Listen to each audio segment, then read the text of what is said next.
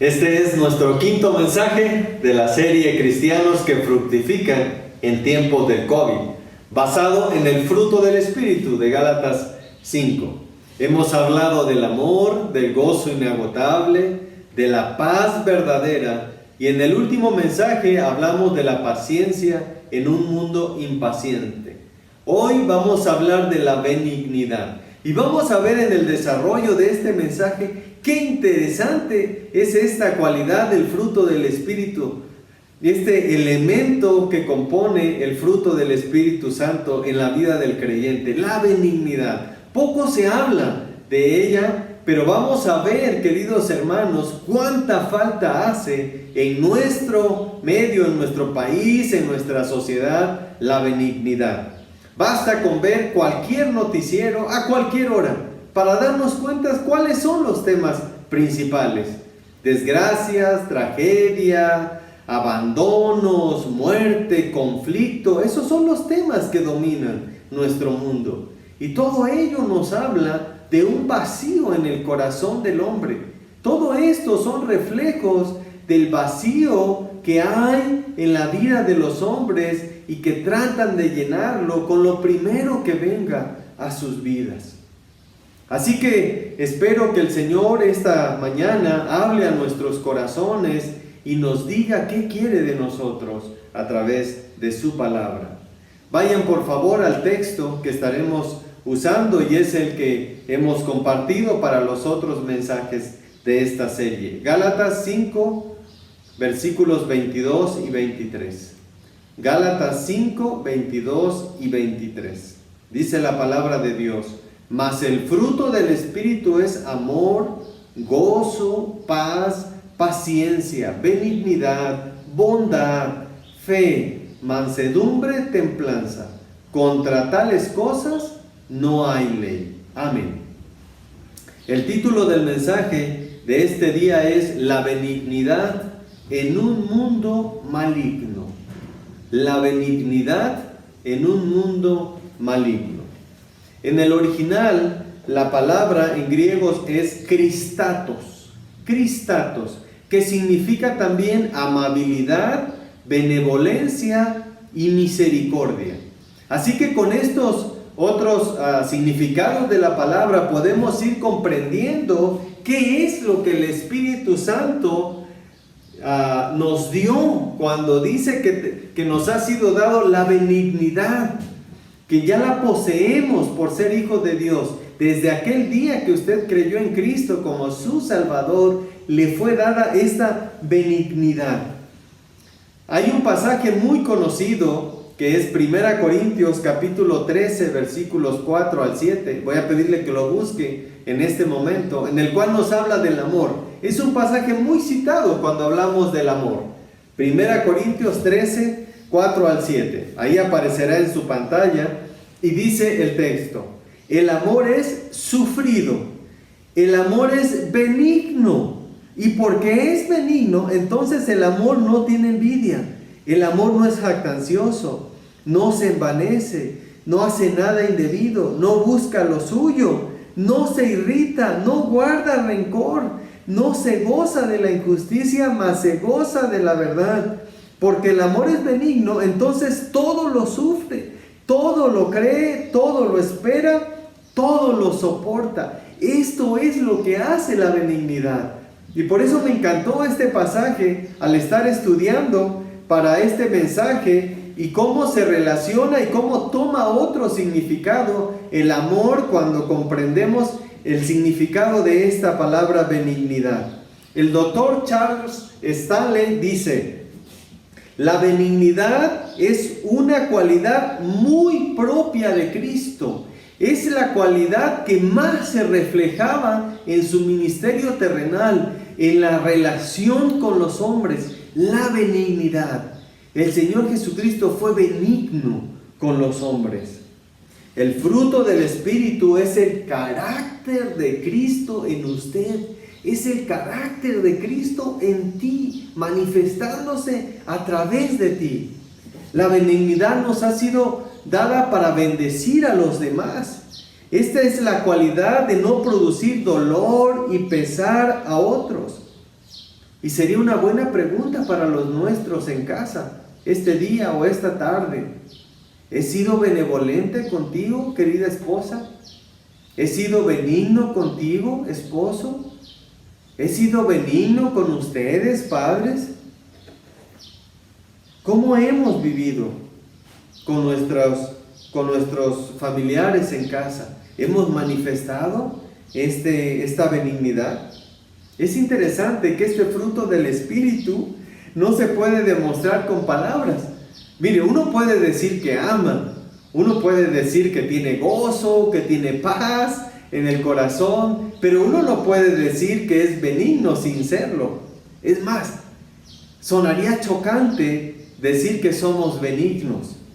La verdadera benignidad nos lleva a un punto en el cual, si hacemos algo para alguien más, tratamos de que sea de manera anónima. Esta es la verdadera benignidad. El primer punto de este mensaje, hablaremos acerca de nuestra vestimenta, de nuestra ropa. Hay ocasiones que cuando usted ve a una persona por su vestimenta, usted puede darse cuenta cuál es su origen. Por ejemplo, si ve a una persona con un turbante o a una mujer con una burka, si le ha tocado ver, inmediatamente uno entiende su contexto cultural y su origen. O si ve a una persona, a una mujer con un kimono vestida de esta manera, puede entonces saber cuál es, de qué país es, ¿no? Por ejemplo. O en nuestro medio, cuando vemos a nuestros vecinos, a nuestros conocidos salir al trabajo, si usted ve a una persona todos los días de traje, de corbata, bueno, uno puede saber que trabaja en una oficina. Por el contrario, si ve salir a alguien todos los días a su trabajo con unas botas mineras, con un casco, o con un overol, o con una guitarra, con un portafolio, o si una dama va a su trabajo vestida de blanco, con zapatos blancos, una bata, etc. Podemos darnos cuenta a qué se dedican. Hoy hablaremos de 3 aspectos de la benignidad que puedo ver claramente en las Escrituras y quiero compartirlos con ustedes este día, deseando que el Señor hable a su corazón. En primer lugar, quiero hablar de la benignidad. Debe ser nuestra vestimenta. La benignidad debe ser nuestra vestimenta. Debemos vestirnos cada día, queridos hermanos, de amabilidad, de benevolencia, de misericordia. Vayan por favor a Colosenses capítulo 3. Es importante que busquen el pasaje y que mantengamos nuestra Biblia abierta allí un momento. Colosenses capítulo 3, versículos 12 al 13. Colosenses 3, 12 al 13 dice la palabra de Dios. Vestíos pues como escogidos de Dios, santos y amados, de entrañable misericordia, de benignidad, de humildad, de mansedumbre, de paciencia, soportándoos unos a otros y perdonándoos unos a otros, si alguno tuviere queja contra otro, de la manera que Cristo os perdonó, así también hacedlo vosotros. Y quiero llamar su atención en primer lugar, que es un mandamiento. El vestirnos de benignidad es un mandamiento. Dice, vestíos como escogidos de Dios de benignidad. No es opcional, queridos hermanos. Obviamente, estamos hablando de una vestimenta interna del alma. Y eso va a hacer que brote la benignidad de manera externa. Pero quiero dejar claro que es un mandamiento de parte del Señor.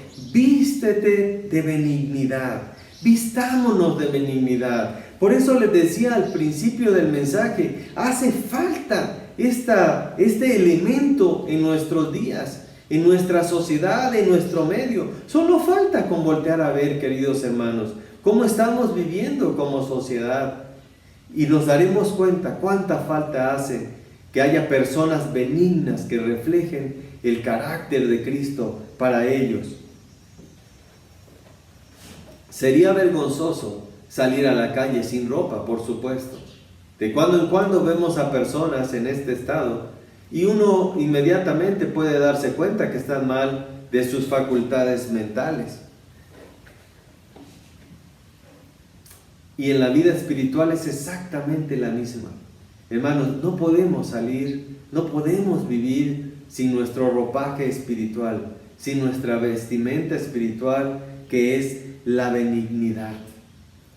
No podemos ir por la vida sin este elemento en nosotros. Les decía que es un mandamiento, es una exhortación a vestirnos de benignidad, de amabilidad, de misericordia. ¿Por qué razón debemos de vestirnos así cada día? Porque usted fue escogido por Dios, dice el pasaje. Vea, por eso les pedí que tuvieran su Biblia abierta ahí en Colosenses capítulo 3. Porque fuimos escogidos, dice el texto. Porque usted fue escogido por Dios. A pesar de que Él sabía todo de su vida, Él dio a su Hijo por usted. Él entregó a su Hijo para ir a la cruz del Calvario. Él fue benigno con usted. Por lo tanto, nosotros debemos entonces también manifestar esta benignidad hacia los demás. Pero no solo eso, Él lo escogió y lo santificó por la sangre de Cristo. Él lo ha apartado para usted. Y eso sería suficiente, por supuesto. Pero además dice el texto que usted es amado por Dios. Que usted es amada por Dios. Querido hermano, quizá ha sufrido, jóvenes, hermana, quizá ha sufrido desprecios, burla, marginación, discriminación, soledad, abandono. Pero quiero decirte que eres amado por Dios. Por lo tanto, dice el texto, vístanse de entrañable misericordia. La palabra entrañable viene de entrañas, de lo interno. Vístete de entrañable misericordia, es la misma palabra, benignidad. Si estamos vestidos de esta manera internamente, entonces de manera natural saldrá esta benignidad hacia el exterior. La benignidad funciona exactamente como un imán. Hay cosas a las cuales se adhiere y hay cosas a las que no, simplemente no. Por ejemplo, ¿cuáles son las cosas que la benignidad repele? A las que no se adhiere. No tiene, podríamos decir, no tiene compañerismo, no tiene comunión con algunas cosas la benignidad. Y son estas: al egocentrismo, al egoísmo y a la autocomplacencia. El mundo dice: triunfa, escala, sube, logra tus metas. Y por supuesto no tiene nada de malo esto, en que logremos metas, en que vayamos avanzando en la vida. Pero el problema es que el mundo dice: no importa si para lograrlo tienes que mentir, tienes que lastimar, tienes que defraudar, si es necesario traicionar, lo importante es la meta. La palabra de Dios dice: vístete de benignidad. Cuando te vistes de benignidad, estas cosas no tendrán comunión contigo. El egocentrismo, el egoísmo, la autocomplacencia, la benignidad te mantendrá alejado de ellos. Pero por el otro lado hay cosas a las cuales la benignidad se adhiere con facilidad, a las cuales inmediatamente se puede tener una comunión con ella. ¿Cuáles son estas? Al que sufre. La benignidad no pasa por alto al que sufre. La benignidad no pasa por alto al marginado, al rechazado, al abandonado, incluso al que te hace daño. Nuestra sociedad anhela conocer personas benignas que comprendan su dolor, su desgracia, su fracaso, su rechazo. Personas que perdonan el daño recibido, que no guardan rencor. Vístete de benignidad, de amabilidad, de benevolencia, de misericordia. Hace falta personas así en nuestro mundo. En segundo lugar, y este punto me encanta, en segundo lugar, La benignidad está en tu genética. La benignidad está en tu genética. Mi materia favorita durante la carrera fue genética, precisamente. Es que es sumamente interesante la genética. Cuando uno estudia la cadena de ácido desoxirribonucleico y cómo cada elemento de esta cadena, que se llaman genes, y cómo se pueden transmitir, y cómo los genes dominantes y los recesivos cuando se combinan, y por qué decimos frases como abuelió, es igualito al papá o igualito a la mamá, etcétera, ¿no? Eso tiene que ver con los genes. Y quiero decirte que Jesús habló de genética, refiriéndose al fruto en una ocasión de los árboles. Vea por favor este pasaje ahí en la pantalla, no lo busquen. Mateo 7, 15 al 20, lo leo. Mateo 7, 15 al 20. Guardaos de los falsos profetas, que vienen a vosotros con vestidos de ovejas, pero por dentro son lobos rapaces. Por sus frutos los conoceréis. ¿Acaso se recogen uvas de los espinos o higos de los abrojos? Así todo buen árbol da buenos frutos, pero el árbol malo da frutos malos. No puede el buen árbol dar malos frutos, ni el árbol malo dar frutos buenos. Todo árbol que no da buen fruto es cortado y echado en el fuego. Así que por sus frutos los conoceréis. Este es un pasaje que tiene que ver con la genética. No podemos, dice, recoger uvas de los espinos. O sea, no podemos, hay un dicho, no le pidas peras al olmo, no vamos a cosechar otra cosa lo que no sea la genética del árbol. Y lo que está diciendo aquí es que el buen árbol siempre va a dar buenos frutos, y el árbol malo va a dar malos frutos porque está en su genética. Y ahora vayan por favor a Lucas capítulo 6. Vayan rápidamente a Lucas capítulo 6, versículo 35. Porque es el mismo contexto de la enseñanza.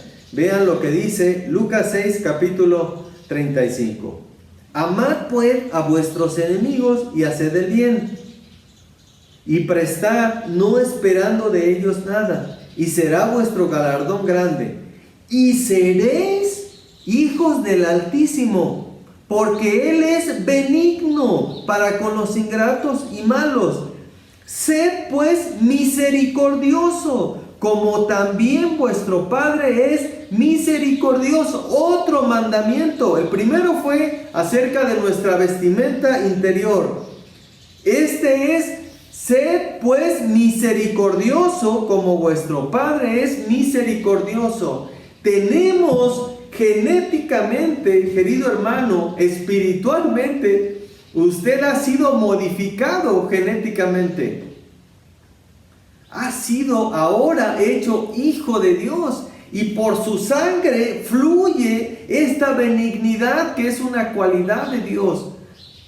Por eso la exhortación de nuestro Señor Jesucristo: sean misericordiosos, porque vuestro Padre es misericordioso. Y al principio del texto dice: sed benignos, porque vuestro Padre es benigno. Hermanos, nosotros recibimos una transfusión de genes, por así decirlo, en el momento en que llegamos a los pies de Cristo, y nos ha sido transferida esta benignidad de nuestro Señor. Ahora el Espíritu Santo mora en usted, y usted tiene toda esta capacidad para dar benignidad. El Señor ya se la dio para que usted sea portador a los demás de esta maravillosa benignidad. Hemos hablado de nuestra vestimenta, hemos hablado de nuestra genética, y en tercer lugar hablaremos del resultado que produce. ¿Qué es la consecuencia de que nos vistamos en nuestro interior de benignidad? El saber que genéticamente somos hijos de Dios y que hemos sido modificados genéticamente, que nos ha sido dada esta benignidad para llevarla a los demás. ¿Cuál es el resultado entonces? que se espera de cada uno de los hijos de Dios. El resultado es el tercer punto de este mensaje. La benignidad te hará empático con el necesitado.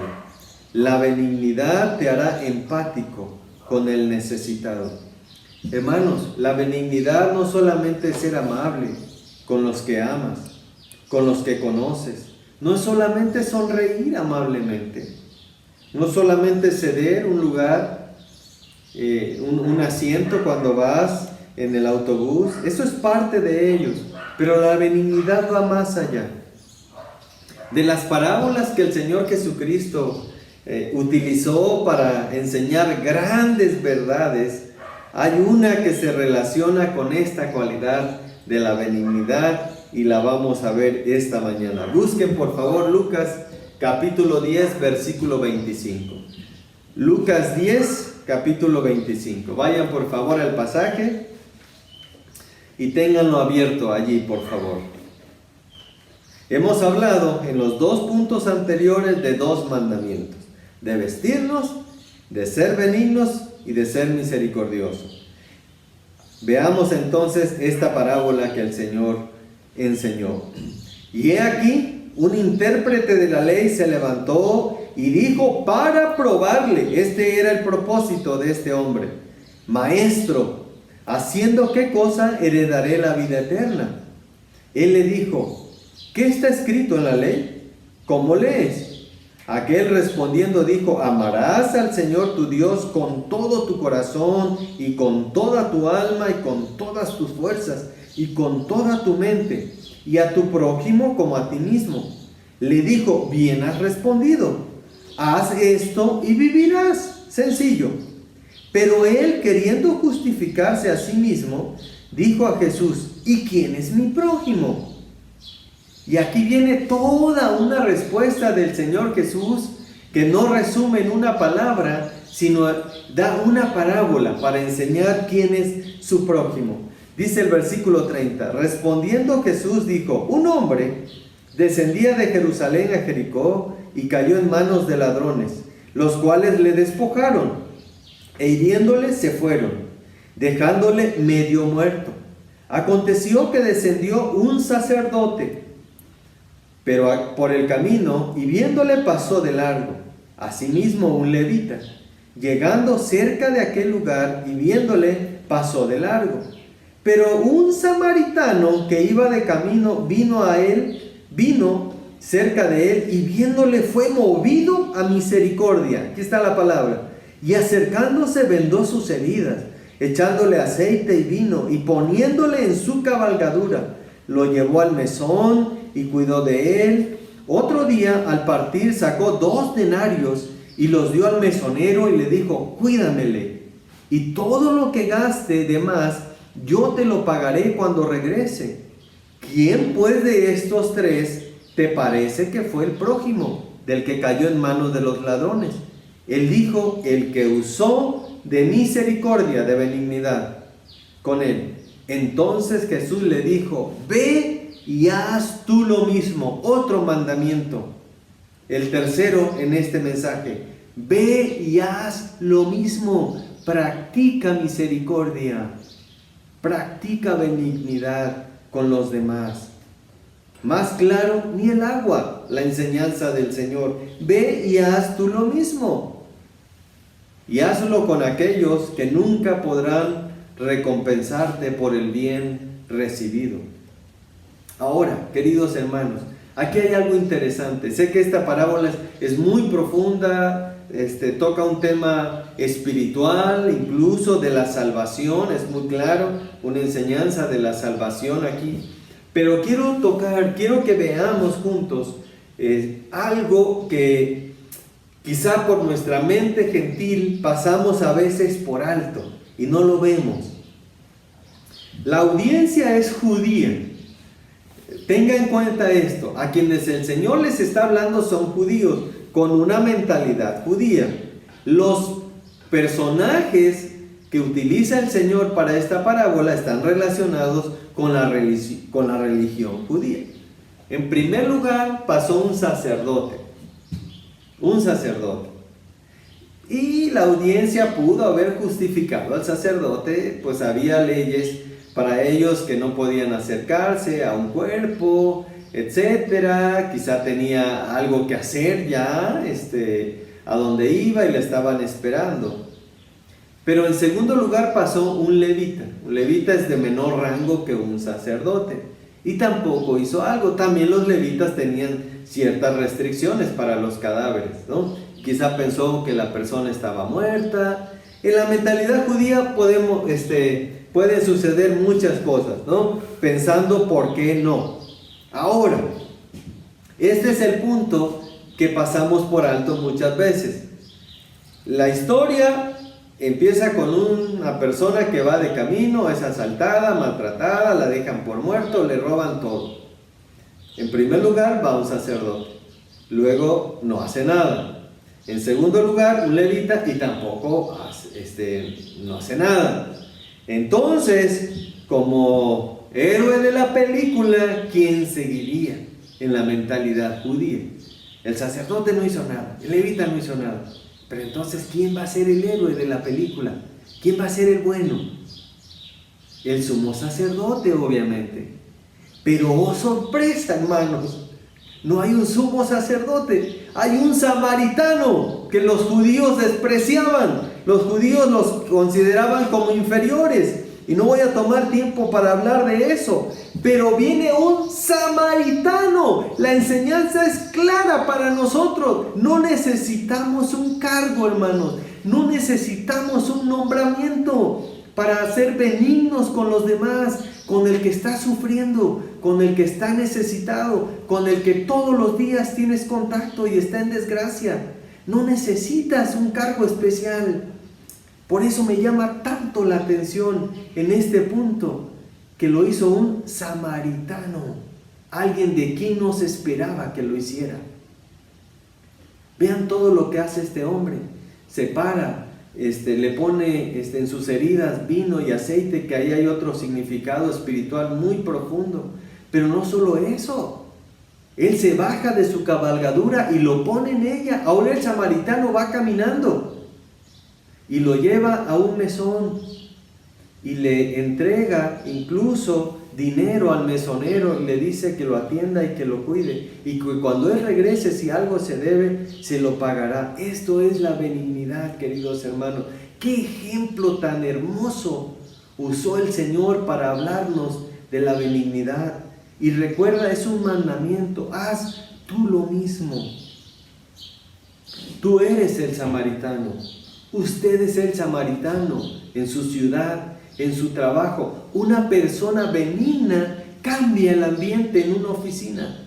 Una persona benigna cambia el ambiente en una casa, en una familia. En donde quiera que esté la persona benigna, siempre va a proveer de un ambiente favorable para los demás. El benigno evita pelear a toda costa. Pueden insultarlo, pero su benignidad siempre lo mantendrá en paz y en calma. Tú puedes hacer la diferencia. Tú, hijo de Dios, puedes hacer la diferencia con tus alumnos, con tus maestros, con tus compañeros de trabajo. Ellos necesitan de tu benignidad. Gracias, queridos hermanos, porque han sido benignos con el necesitado. Conozco la mayoría de ustedes y sé que han sido así con el que requiere ayuda. Uno de mis pasajes favoritos es Proverbios 3 y 4, que dice: nunca se aparten de ti la misericordia, la misma palabra, y la verdad. Átalas a tu cuello, escríbelas en la tabla de tu corazón, y entonces hallarás gracia y buena opinión ante los ojos de Dios y de los hombres. Para concluir este mensaje, quiero decirle a usted que está viendo esta transmisión y que no tiene una relación con Cristo: usted no puede dar esta benignidad.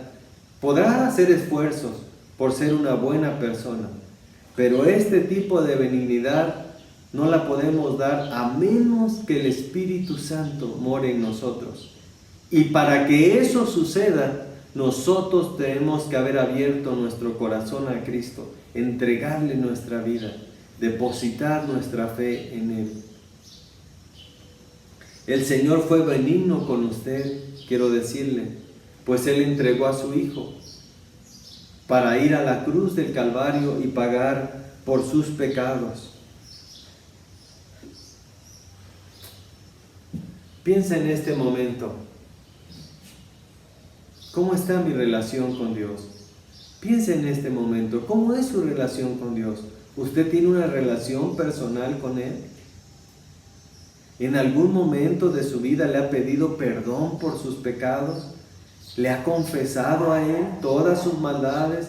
¿Le ha pedido que le perdone y le ha entregado a usted su vida? Si no ha sido así, este es el momento.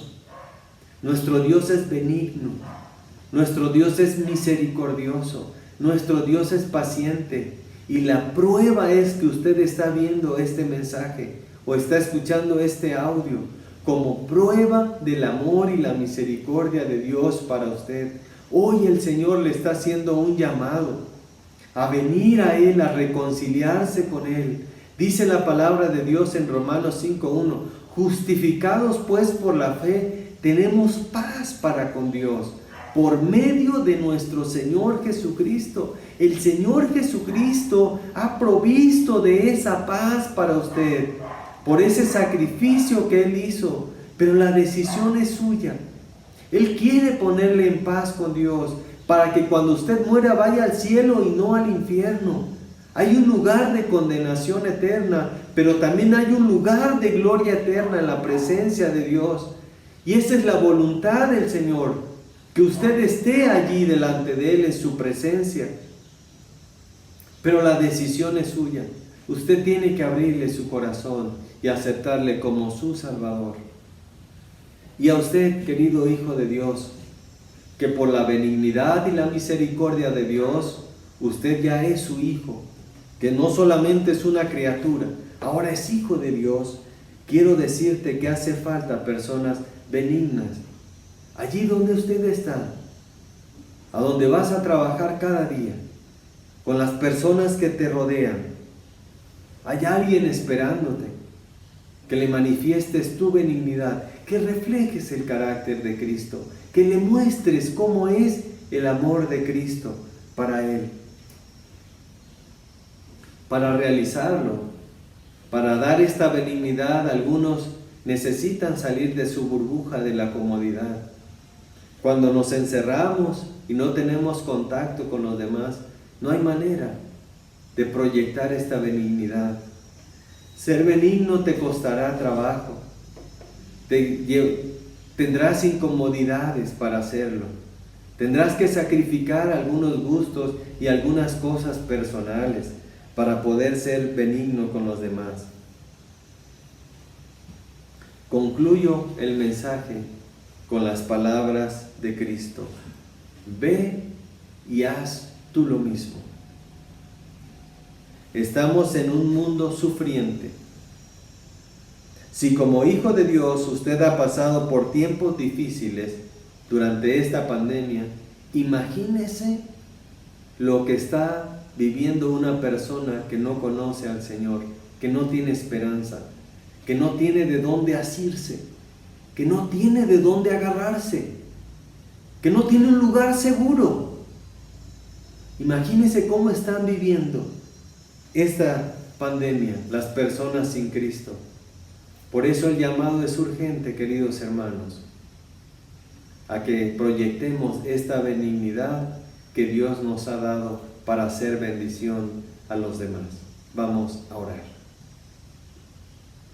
Padre Celestial, te pido, Señor Dios, que cada día vayas moldeando nuestro corazón a tu imagen y a tu semejanza.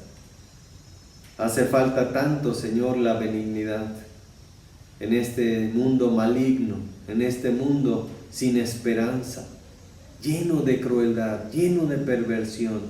Padre, necesitamos levantarnos con valor, tus hijos, para proyectar esta luz de Cristo a aquellos que no te conocen. Bendito Señor, aquí estamos delante de ti en este momento, Tú que puedes ver a cada familia reunida delante de ti, Señor, a cada persona. Aquí está nuestro corazón, Señor. Que cada día proyectemos esta benignidad al exterior. Señor, que no nos quedemos con este don precioso que nos ha sido dado de tu parte. Ayúdanos a llevarlo con el necesitado. Padre, te pido que cada decisión que se está tomando en esta mañana sea para tu gloria y para tu honra. Bendito y alabado seas, Señor. Oramos en el nombre de nuestro Señor Jesucristo. Amén. Amén. Qué bendición, hermanos, tener esta libertad de leer la palabra, de poder estudiarla, y deseo, de veras, de todo, con todo mi corazón, que esta semana proyectemos esta benignidad con el necesitado. Hay gente esperándote, hermano, que tú le muestres esta benignidad de tu Salvador.